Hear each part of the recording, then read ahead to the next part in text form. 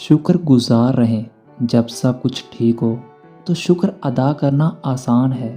ایک نیک انسان نہ صرف اس کے لیے شکر گزار ہے جو اسے دیا گیا ہے، بلکہ ان سب چیزوں کے لیے بھی شکر گزار ہے جو اسے نہ دیا گیا ہو۔ حق اور سچ کے قریب جانے کے لیے ہمیں ایک خوبصورت اور نرم دل کی ضرورت ہے۔ صبر کا مطلب کیا ہے؟ اس کا مطلب ہے کانٹے میں گلاب کو دیکھنا، رات میں دن کو دیکھنا۔ بے صبری کا مطلب کم نظر ہونا ہے کہ نتیجہ دیکھنے کے قابل بھی نہ ہو۔ خدا کے چاہنے والوں کا صبر کبھی ختم نہیں ہوتا، کیونکہ وہ جانتے ہیں کہ چاند کے مکمل ہونے کے لیے وقت درکار ہوتا ہے۔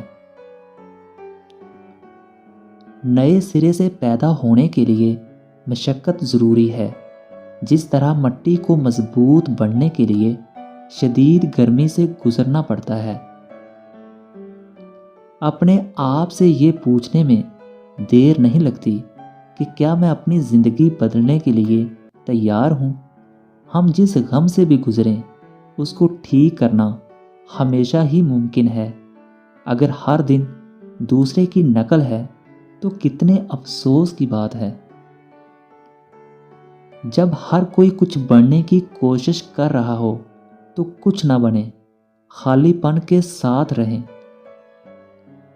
اس سے کوئی فرق نہیں پڑتا کہ لوگ آپ کو کیا کہتے ہیں، آپ وہی ہیں جو آپ ہیں۔ اس سچائی پر قائم رہو۔ عقل آپ کو دروازے تک لے جاتی ہے، لیکن آپ کو گھر میں نہیں لے جاتی۔ اصل گندگی باہر نہیں، اندر ہمارے دلوں میں ہے۔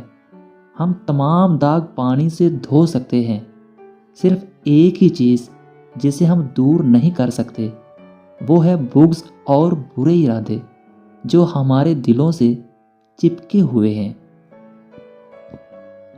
دھوکے باز لوگوں کی پرواہ نہ کریں۔